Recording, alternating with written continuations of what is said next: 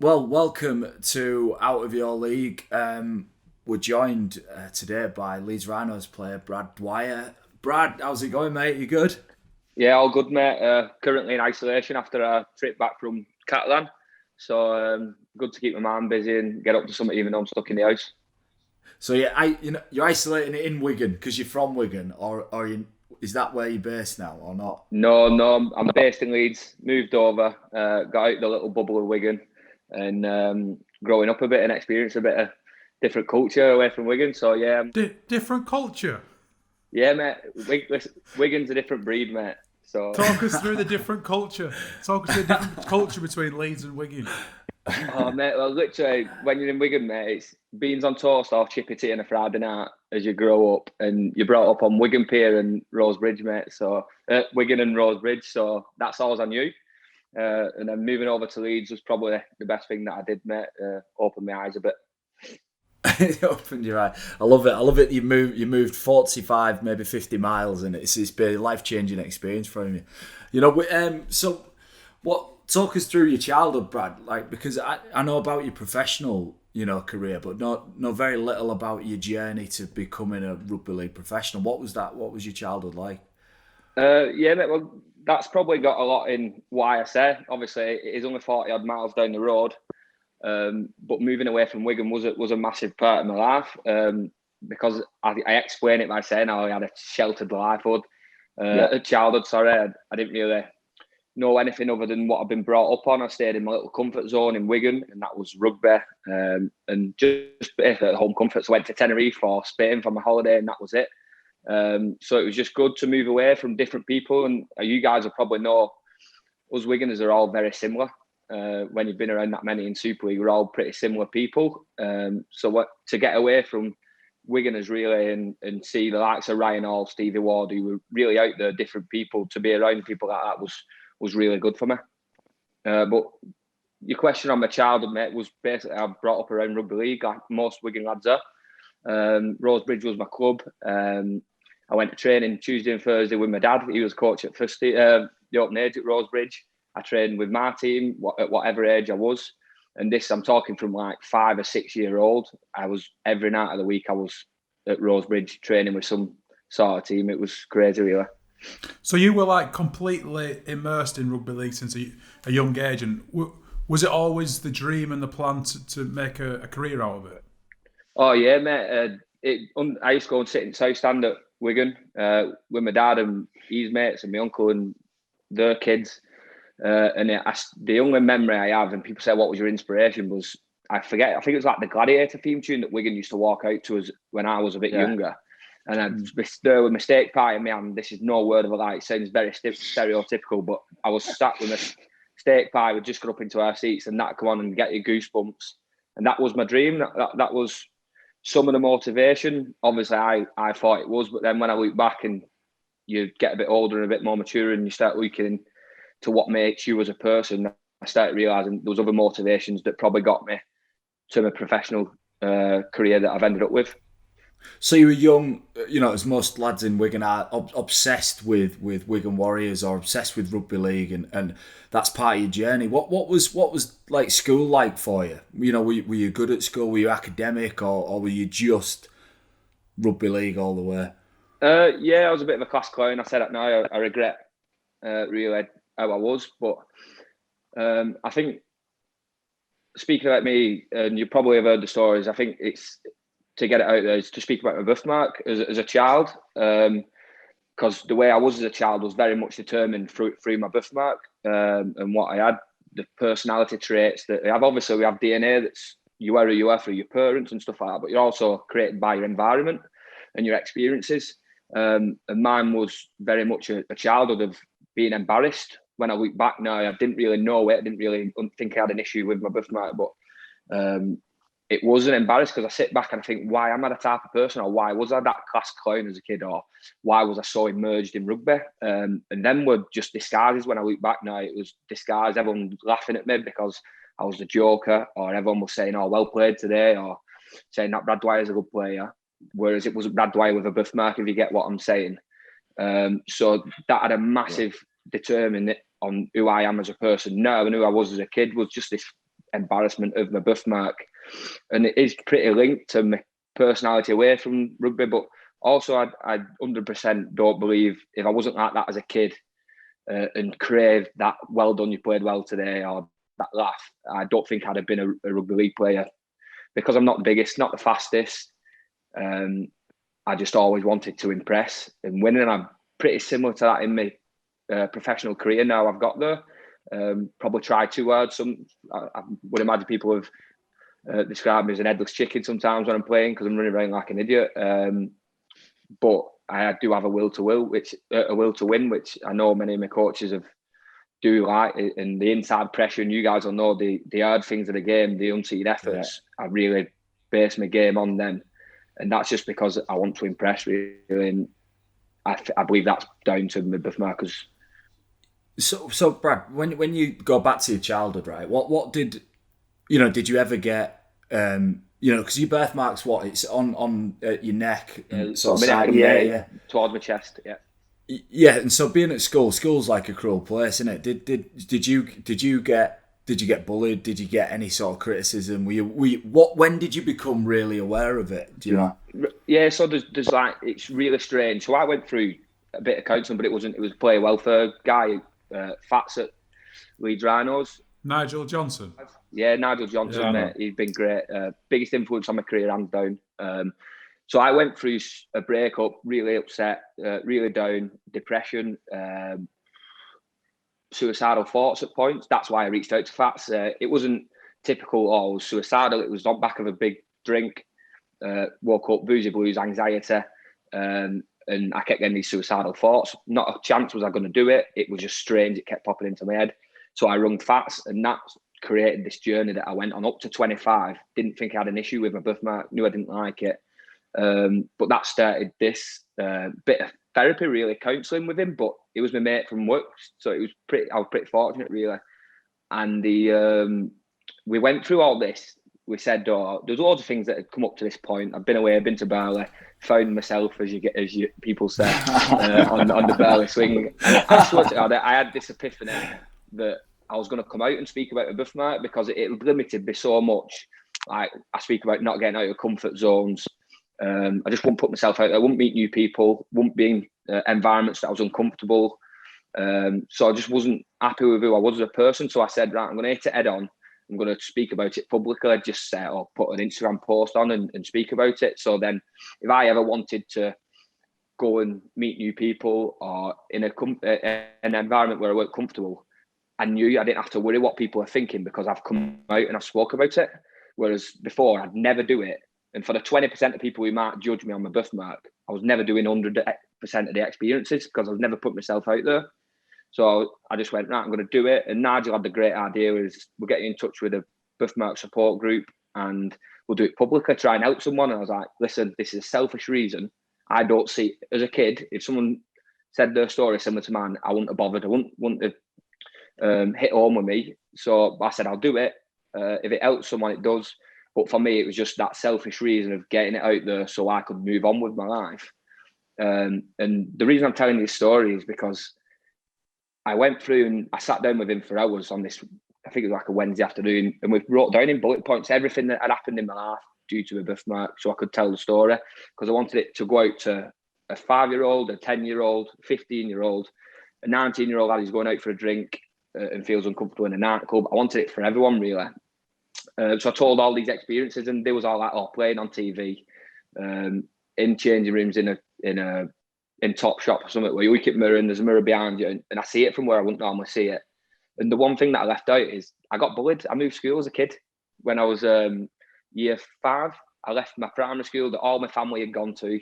My nan had sent every single grandkid kid to this same school, but I left it in year 5 because I got bullied. But I'd forgot all about it. So that just proves the fact that I'd got to 25-year-old and really just blanked out and subconsciously had all these traits because of my birthmark. But to your answer, yeah, did get bullied and moved schools to a different one.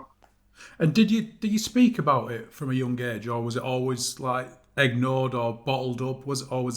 Or were you kind of comfortable with it, like talking about it to friends and family? I always dealt with it with humour, really, if anything. But my friends and family, it was like, oh, but it's you. We love you for who you are, which you can't change. Like, people ask me when I go to this birthmark support group, and I've been asked, oh, what advice would you have? Because you can get rid of it now. You can get laser birthmark removal. I've been and had the testers twice at different points in my life, but I can't really do it with my job. You can't have impact for 2 weeks after it really bruises and stuff. So it's just something that was part of the journey that I had to come and deal with it. But I'd never, as a kid, I'd never really spoke about it because it was never an issue in my family home. They loved me for who I was. And I look back now and I think, well, if it was an issue, they'd have got rid of it, and I wouldn't have had to deal with the stuff that I've had to deal with. So really, at first, it was like, I wish I'd have got rid of it as a kid and never had to deal with it. But part of the process, I don't know if you remember the video I did, the Tackle the Tough stuff, when it was coming out Super League, we're doing the videos. I did that, and we did a launch, and I think I got interviewed like 15 times on the back of this launch the same day. And you'll know when you go to grand finals and stuff, and you do them days where it's back to back interviews. And it was mad, really, because it was like therapy for me, telling my story every time. And then every time I said it, the story got better and better and better. And by the end of that day, I'd figured out the fact that, probably, if you'd have asked me before that, I wanted to get rid of it. I wish I didn't have it. But previously I'd figured out that I wouldn't be a rugby player if it wasn't. I wouldn't have that determination, that motivation to get to where I have. Plus, I'm in a really privileged position. For one, I'm a Super League player, which said there's 500 Super League players or whatever there is, but there's only one really with a birthmark who can stand up there and speak about how he feels and the things that he's been through. So I'm individual and got a really good opportunity through that. But there's a lot of people with birthmarks living everyday normal lives that don't get to speak about it and get the positive feedback that I've had from it, which makes me feel better about my birthmark if you understand that I'm doing some good. Whereas some people are just living day-to-day lives in an office and don't get that feedback. Yeah. Are you aware of it, Brad? Do you know what I mean? Are you aware of how people deal with you? And look at you. Is there any of that going on or not? I used to avoid it. I say at 25-year-old I did that, but now I'm very comfortable. Really still dislike it. I look at myself. Everyone's insecure. They've got things about themselves that they don't like. Mine's my birthmark. I've always seen it that way. But you speak about school, and school can be cruel. I don't think there's any crueler place than a Super League club, a rugby league club. There's not. No. And it created a beast in me. I was ruthless. At my time at Warrington, I was it was dog eat dog. It was back up against the wall and come on, what's your insecurity and what's mine, and let's have it out to the first guy that crumbles and gets the best laughs. Would you sometimes start it just to kind of get your retaliation in first? Oh, I'd be on the front foot straight away. It's like I'll make you laugh at me, or I'll make them laugh at you before someone else gets that in. There was a time I signed for Leeds with Brian Mack, and he had this thing where we had the meetings. So we're a couple of months into pre-season. When you do your pre-season camp. So I've been in a while. The boys knew me, and my speech, I had to speak about myself. And I went to Mike, "What do you want me to speak about, Mike?" He went, "Well, do you want me to do speech for you?" I was like, well, "Okay, no worries." And a few boys said, "Just speak about your life and who you are and what you want to achieve." So my first words were, "Oh, you're all a bunch of like pussies." That's what I said to them. "You're all a bunch of pussies. I've been here 2 months and not one of you has mentioned the birthmark." That then were my words to them, and it was just they all burst out laughing. And I thought, well, my mindset's wrong, not yours. It's like I'm saying, "Oh, you should be laughing at me." Well, that's not normal. They're just nice people. They've not been in these environments that I've been in past where it's ruthless as out. Yeah. So was that like a mindset where you thought more of it than they did? Yeah, 100%. That's what I said. That's why coming out was so good for me, because I limited my life, because I thought everyone's going to be thinking this of me, when it's only a minute amount of people that would see that and be bothered by it. But I was thinking everyone, because I didn't like it. I was thinking everyone was feeling the same way. Yeah, because it's a lot easier said than done. But I always find that your own insecurities, people don't care as much as you do. You have it in your mind that everyone cares. But if there is people that care or they're bothered about it, they don't matter in your life. But the people that do matter, they don't give a shit. And it's, like I said, easier said than done. But I think we've all got already like insecurities, and and maybe body issues or whatever. And I think it's probably takes time and like talking to people, like you said you did with Nigel, that you probably come to terms with it a bit more. No, Brad, I think you're quite young to get to where you've got to, in terms of your understanding of yourself.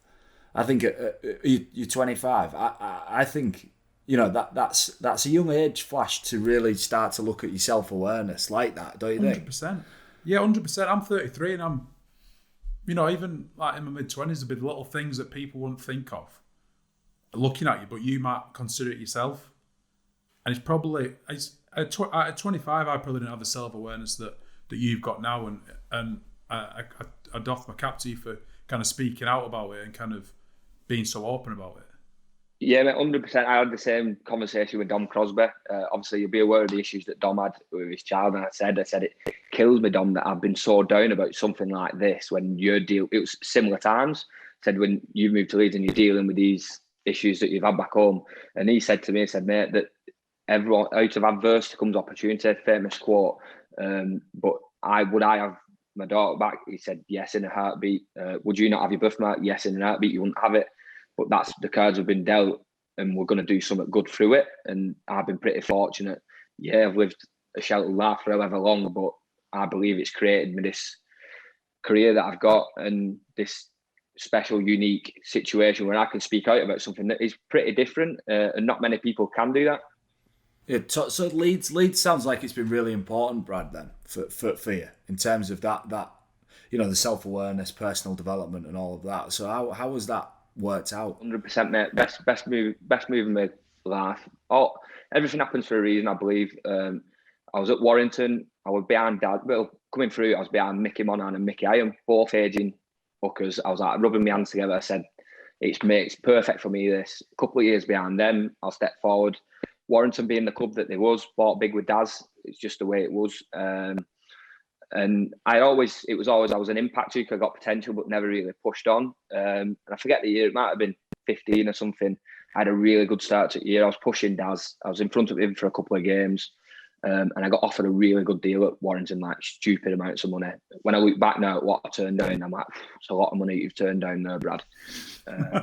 Is that what you said to yourself? Bradley, it was a lot of money you turned down there, pal.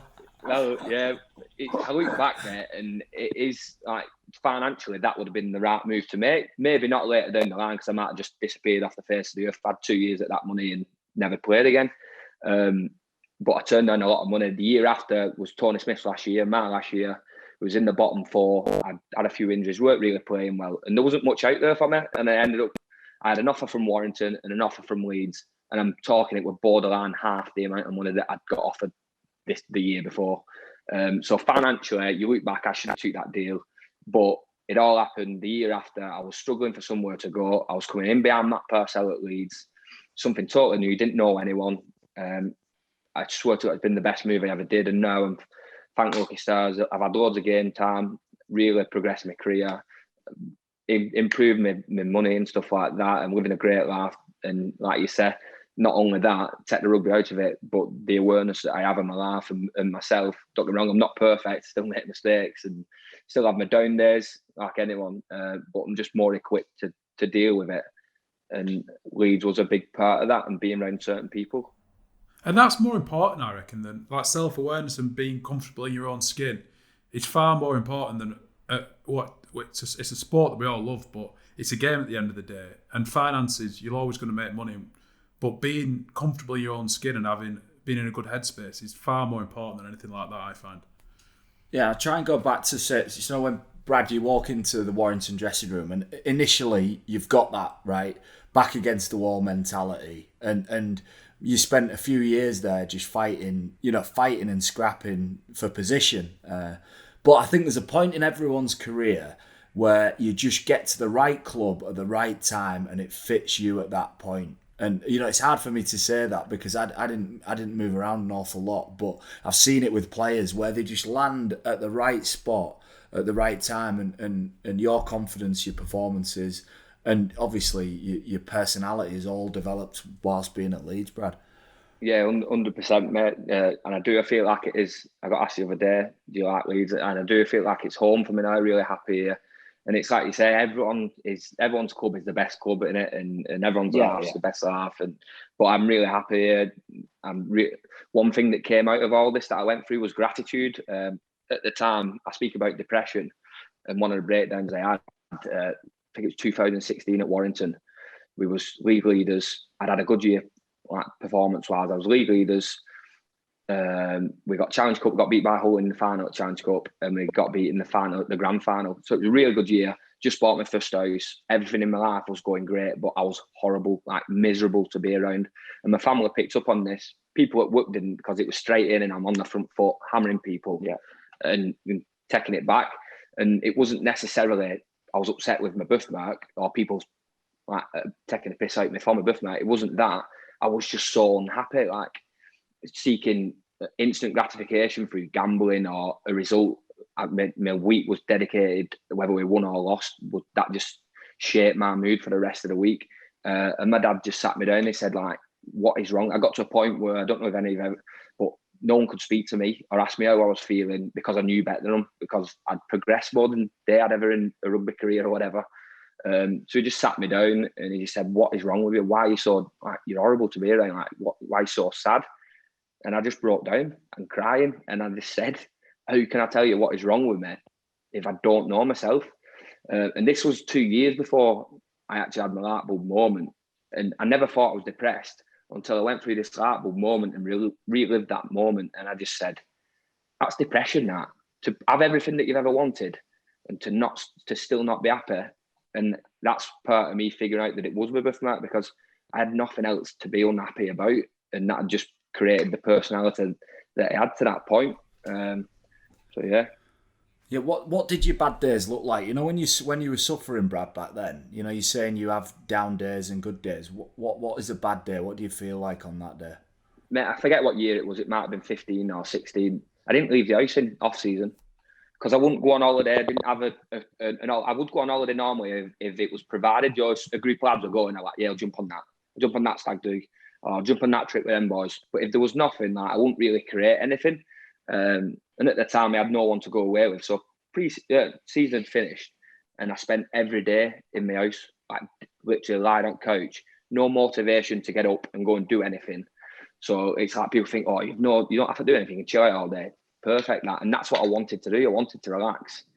But it get to 2 o'clock, 3 o'clock in the afternoon, and the mood would be so low. And I'd be like, but I'd have no motivation to get out and create something for myself, to go and make myself do something. So that was literally a month that I was like that. And I look back and it's how sad I was. And it's good for me to do stuff like this because I reflect on it then and remember how bad it was. Because now I probably take for granted what you've said, how comfortable I am in my own skin, or how good my rugby's going, how good my life is. I take it for granted now. But to look back at some of them dark days and how sad it was, but that is what it looked like. And I had a similar time once I went through all my stuff when I was 25. I had a similar time about a year after where I was training. And when we're done at 2 o'clock most days, and at 1 o'clock we're done. Yeah. And I was in Leeds at this time. And it was literally, I'd get on the couch when I'd finished training. And then you sat on the couch then from 2 o'clock till 9 o'clock the next morning. Obviously, you swap from couch to bed. But I'd done that long and it was depressing. But so I got into a routine where it was like, I had to go swimming because we can't go and flog ourselves and go to gym at night because it's all about recovery, innit? So I was like, right, I'll go swimming. Hate swimming. But I'd go and I'd do 10 lengths and it'd have me out of house and it'd break that 12-hour period up for me. So I knew no matter whether I liked swimming or it was sorting my rig out, no matter what it were doing, it was good for me because it got me out of the house. If you get you've always got to sort your rig out. That's always priority. Well, mate, when you're insecure about your birthmark, the one thing I've got is a great rig. That's probably what I've got. You're compensating. Yeah, they call me a prawn, I think.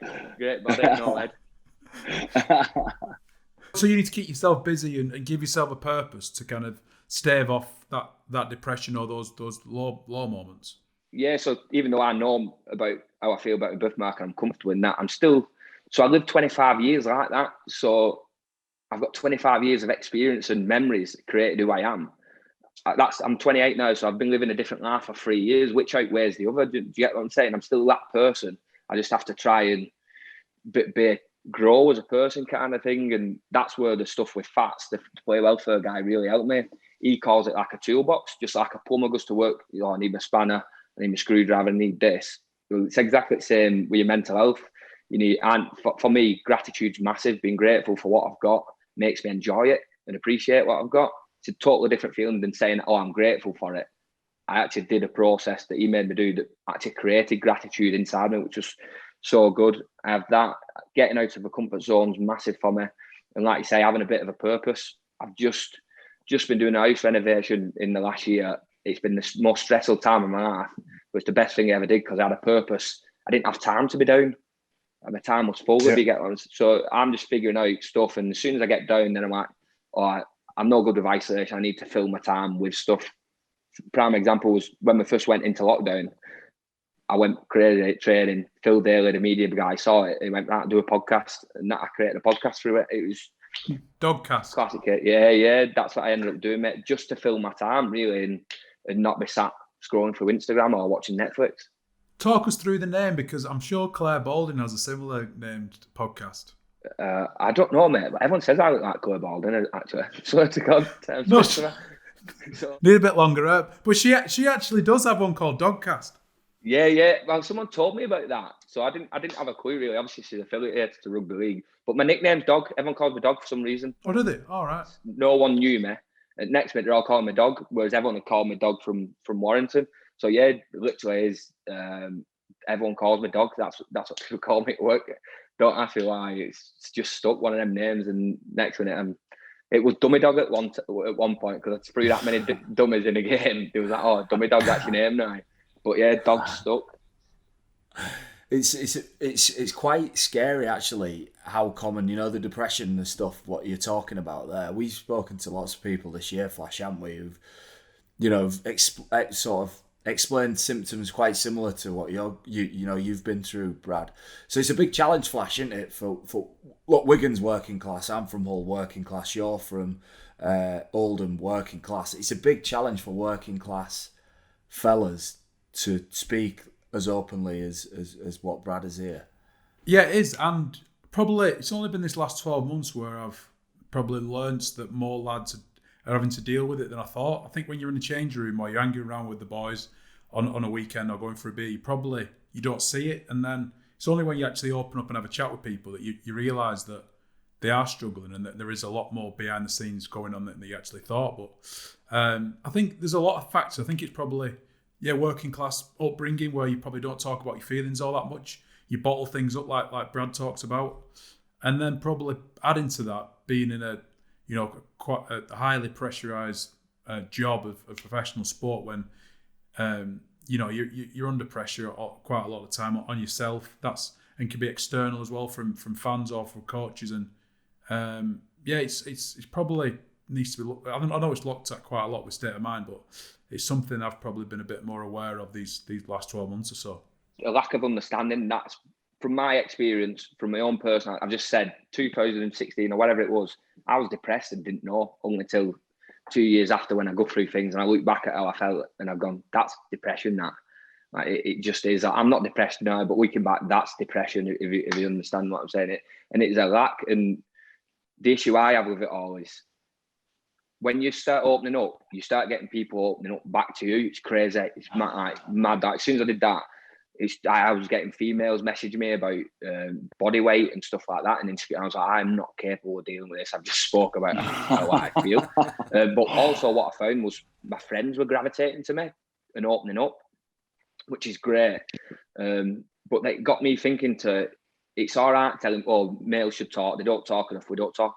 But we've not got the capacity at the minute to deal with it and give people the answers, or because we're not emotional like women and we don't understand how people are feeling. So it's basically, sometimes it's not necessarily the fact that people don't talk, it's the fact that we probably don't drag it out of each other either. If we did that, it'd be a lot easier for people to then open up and deal with their issues. Is the key to that then, Brad, just literally someone opening up and there's a chain reaction behind them? So like you've seen, you've opened up and there's been a ripple effect around you. Yeah, mate, and that's a lot to do with why I speak out now and I do podcasts or do interviews, is because I didn't understand any of my situation. I was so confused by it all. And then I was so fortunate, like I say, at 25-year-old to deal with all that. It was fluke. I'm so lucky, and that's what I'm so grateful for now. As I look back at how lucky I am I could still be being that person, that I was before. But for some reason, I've just worked through it, and it wasn't anything genius that I did. I used to pull up with fats for Acosta and be part of side and be like, why am I going seeing this guy? He's not going to solve my issues. He doesn't know. I don't know what I'm going to say to him. I don't know. But I'd come out an hour after and I'd feel so much better through it. And another example is the suicidal thoughts. That's why I always mention them, is because I wasn't going to go and kill myself. Whereas people success suicidal thoughts, it looks like, you're on the brink of going killing yourself. It wasn't. It was just madness. The fact that I was sat on a couch and I couldn't, no matter every 5 minutes, I'd have a thought of how I was going to go and kill myself. It wasn't that I wanted to go and do it or I was going to do it. It was just so strange that for some reason they were popping into my mind. So that's why I like to mention them, because I think it's important that people understand that it's very different and everyone's case is individual. So it's not just, I'm going to go and kill myself. That's why he's got suicidal thoughts, if you understand what I'm saying. Yeah, so let's you've come on a bit of a journey through your life. Wigan lad, maybe stuck in that rut of being the stereotypical sort of Wigan lad. You've had a very successful rugby career today. A successful period at Warrington. Obviously, the bouts of depression has seen you get to Leeds. Now, talk us through this Leeds team at the minute. It seems like an exciting sort of team at the minute, rebuilt from the ashes of the Sinfield, Burrow, Maguire and Jamie Peacock sort of era. Is this an exciting time for the club? 100%, mate. I signed my last deal last year, and it was one of them. I didn't care what else was out there. I was happy with what I was getting paid. I was happy at the club. I didn't want to know what else was out there because of the journey that we are on. And to be a part of that, when I first signed for Leeds, it was like, I'm coming here to win trophies. And then me and Dickie Marler are the Grim Reapers. That's what we call us. Everywhere we go, we end up in bottom four. But the journey that we've been on, it wasn't last year, it was the year before when Rich Hagar came in, so emotional. We've stripped everything back, and it's as if you've got to get a purpose and an understanding as a group. No matter what rugby you play, you need this buy-in for each other, and that's what we did with the spirit of the Rhino. I know Kev's moving on, but he started the focus with Rich of bringing youngsters through. That was the Leeds way. That's what happened with Kevin and Rob Burrow and Danny Maguire. So the youth that they've got coming through now, who've had so much experience through the tough times that we've been through for the last 2 years, the likes of Mikelai, Cam Smith, Jack Walker, Aaron Newman, Ash Angley, they're going to be internationals over the next couple of years. And it has been tough for them, and it's been tough for the fans to watch, but we're going to be in a miles better position because of what we've been through. And I know everyone's speaking about how tough it is with COVID and injuries and stuff like that. I think that has hindered us a tiny bit because I feel like we would have been a lot further on than what we are. But I 100% believe, certainly in the near future, that there's good times are coming back to Leeds because of the players that we have got coming through, the kids. And as long as we bring good players into that, will be sweet.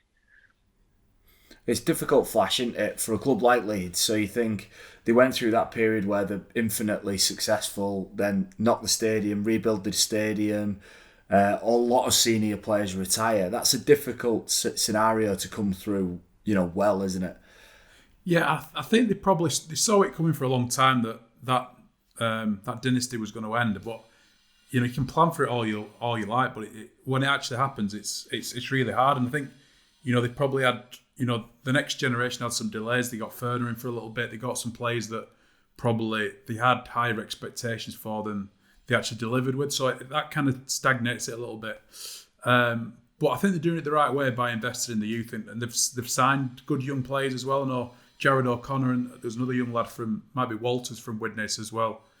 Yeah, so I think by investing in the youth and kind of developing that strong bond between a group of young players that they can develop over the next few years, I think that's the way to do it, because you can try and stopgap it by signing Aussies for a year or two, but long term you need to invest in young British players and build that core, and I feel like they're doing that now. And having watched most of the season so far, they have struggled with injuries, so it's hard to get that continuity. But the good thing with that is that you can blood more young kids, and probably Brad being, having grown up in a great culture at Warrington and been around success. If those senior players can drive those standards, there can be a really healthy future for Leeds, because they're always going to be a massive club, and they probably just need some on-field performances to match the size of the club now.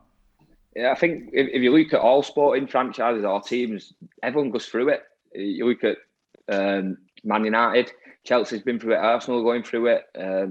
Throughout, Wigan went through it when I was coming through, when it's Anfielding and that they faced. St Helens went so many years. Obviously, they're on a great run now. Every team goes through it. It's just part of sport. If every team wins, it just doesn't work like that. So yeah, speaking about as a group and where we're going, I think it's important to touch on. Like, it's all right saying, you've got good players coming through. The environment's been massive for us. I feel that we've had good teams over the last couple of years, but the thing, it's been so individual. We've all ripped in, but it's been individual and not together. You've heard my story today. What we do as a group is everyone opens up at certain points. We have the spirit of the Rhino that you might have seen spoke about before, and it's like a bit of a ceremony. It starts weird as anything, really. Saying like, it's good. Talk us through this. Come on, what is it? Well, it's Jamie Jones Buchanan. You'll spend time with him. It's bonkers, isn't it? It comes up with some ideas and that. But it was like it was the Anfield thing when we played at Anfield and everyone's touching the sign. We just had a new stadium built, and I think Rick said he wants something like that, and left it to Jones. And then next minute, Wizardry's coming out. He's got his little pot and his spoon and stuff like that. So he just came up with the idea of this spirit of Rhino, and Leeds Rhinos. Jonesy is Leeds Rhinos through and through. And he just said he came up with the idea of putting something into a fire that meant something to you. So you was committing something to this cause that would then create a bond, really. So it's like you're committing to the boys, but also it's there when you're walking out every night. You go and play a Friday night at Leeds. You see that, and that reminds you of your reason why you're playing rugby. But also 16 other blokes, reasons why. And you speak earlier about how many people are suffering with depression and struggles and stuff like that. I couldn't believe the amount of people who opened up and speak about different struggles, and they look at me, how individuals aren't having a birthmark. And so the stories that came out and the emotion that we invested into this earlier on in the year in pre-season was massive. And I think that just creates a real desire and will to work for each other. And that's what really changed when you speak about what's changed in your time. And yeah, we've had them players who's got a bit of experience, but we've also got a culture where we're all buying in for each other, and that's part of it and created it. So talk me through this. So you've got a fire, right? And you all throw something into the fire. Is this in the changing rooms, Brad? Where are we setting fire to things? No, it was great. It was in Benidorm. Went to a training camp in Benidorm. I forget, I was like 5 miles away from Benidorm or something like that. It was in January, so don't worry. We weren't at Red Lion Bear or anything like that. So yeah, it was at the end of the camp. So you have all these meetings about where you want to be that year. Everyone does goal setting, speaking about different personalities and how they work, and different people's flaws really, and what you want to get rid of and what you want to bring out of people. And so it was all like that. And then you finished the week really with this spirit of the Rhino, where we all sit round, finished last day of training. I think the first time we did it, we all had a beer each, literally just one beer while we did it, sat out in the sun, got this half cup barrel, and literally every person, whether it's a picture, whether it's a piece of clothing or whatever it is, like an old playing shirt that meant something to you, they'd put it in the fire, explain your story of what it actually meant, and then the next person would go, and then in the end, Jones would do his little magic thing with it. He'd send it off, and they're like made into. He sent it to a jeweller's in Leeds, and they make it into a resin that then gets put around this rhino, like the horn of the rhino. And as we walk out, that's on. Just like you see, this is Anfield. That's on our fingers. We walk out, and you can touch it. So it's pretty bonkers. I understand it must, but it's probably we're so lucky that we get to do some of the things, play at the stadiums, go on training camps, some of the experience that we have. But that's probably the best experience that I've been through. And to be a part of that and seeing people open up, mate, it's madness. But I'm like everyone, I laugh at everything, but it is such a good experience.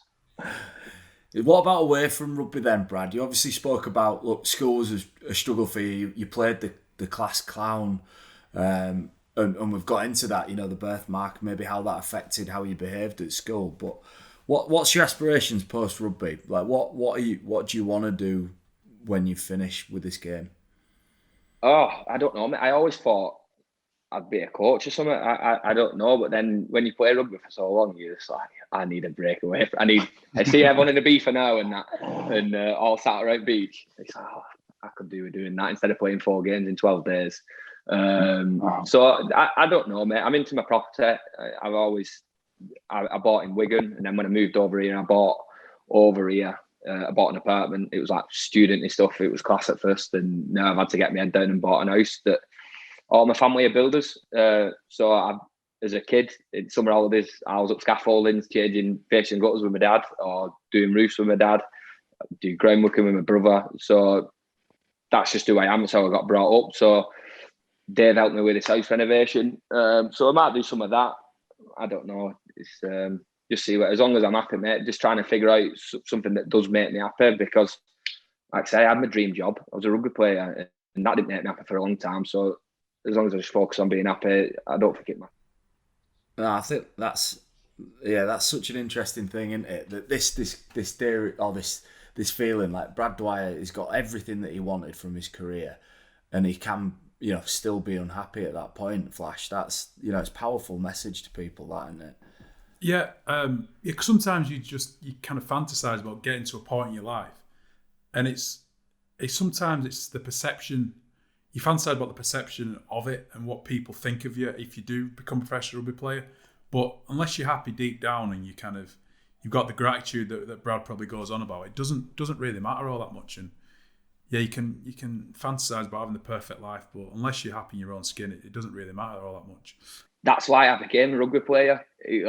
I'm not some 6'5" freak who can score tries out of Tommy Mason in corner. Do you get what I'm saying? It's like I had this desire because I wanted to be a rugby player, because I thought that would make me happy. And then imagine when you get there. So that was my determination. And then when I got there, I was like, this still doesn't make me happy. There's something wrong here. And then I sit and I think, well, it was all a cover up to deal with this sort of thing, really. And it's pretty crazy, and I'm pretty fortunate to figure that out, because if not, I'd have still been doing bits of gambling, binging with food to try and get that instant gratification to make me feel better. I'd have still been doing that now. What was your meal of choice when you binged with food? Was it just pie and peas or anything else? Nah, everything. Like chocolate. I'm all about chocolate. Like I'm all about the chocolate. It's like I've got to this point, like I'm experimenting, and I'm doing now twirls, but putting a bit of Galaxy in the middle of the twirl bites. So it's like a twirl and Galaxy sandwich. So you're making chocolate sandwiches.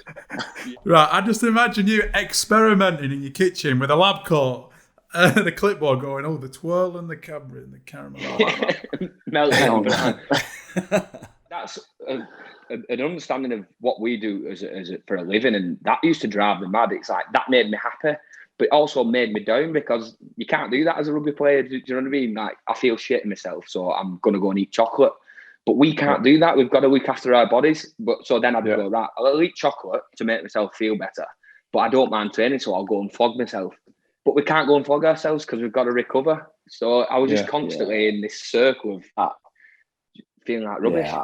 Yeah, I've found that, Brad, with one thing I noticed since I've retired is that you perpetually feel guilty when you're in sport.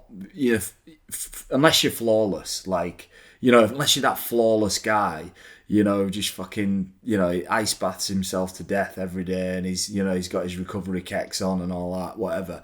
Unless you're that guy whose attention to detail is infinite, there's always something in your day to just make you think twice. And you wouldn't ever, in any other walk of life, I don't think you'd constantly feel guilty about something. Did I sleep well? You wake up and go, I didn't sleep well, or that moment in a game when you're warming up for a game and your first few steps and you just don't feel quite. I'm flat. I'm a bit flat here. Like, can you imagine any other walk of life where you've put yourself under that much fucking pressure? But it's only through since retiring that made me realise how much guilt I used to put on myself. Feel guilty about the most stupid stuff. So, I think it's just part of sport, Brad, isn't it? Definitely. The more you do it, I realise now I'm pretty fortunate. I've got a good metabolism. It burns off doing what I'm doing. Pretty fortunate that I can do it. So now it's just about being. If I'm miles better when I'm happy.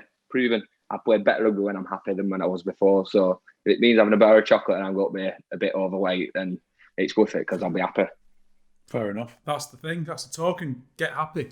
Just before we finish, Brad, I've been told to ask you about your cousin Johnny in Tesco's with a guide dog. Who's told you? How did you know about that? Oh, mate. Yeah, it's not that story. That. So we had a staff. Mate. This is Wiganers for you, mate. They're all backward, honestly. We had a staff, and he was looking after this staff. So he walks to Chippy, gets himself a chippy and gets dog a chippy, so he gets dog a sausage as well. But why is it chippy? Everything's about chippies, isn't it? Why are we all? But, He then went to Tesco's, and anyways, he's walking in Tesco's with this staff that we had. The security guard stops him, says, "Oh, you can't come in with that." And he says, "What do you mean? It's my guard dog." He says, "What do you mean? That's not a guard dog." He went, "Why? What, forgive me?" We were just busting out laughing because obviously they have Labradors now. Is that only in Wigan? You try and get a staffy through as a guide dog. Yeah, but it's been top speaking to you, Brad. I think it was really interesting listening to you come to terms with some of the decisions you made as a younger man, and maybe how you behaved, and then tracing that back to your past. I think that's really powerful. That's probably my biggest takeaway, and especially with your birthmark, something that's really visible. Like me and Mark have seen it, but it's something that's really visible, but very, very personal to you, and we can just see it and not really think about it. But ultimately, I think one of the most important things to come from this is you've got to be thinking about how that person might feel, and that they have already probably paranoid or have a thought about it. So I think it's really great what you're doing to get that story out there. And I think me and Mark wish you all the best for the rest of the year with the Rhinos, and good luck. Yeah, good luck, pal. Sweet. Cheers, guys. Thanks for that. Appreciate it. No worries. That was Brad Dwyer. This has been Out of Your League. Please download it from iTunes or any other podcast provider.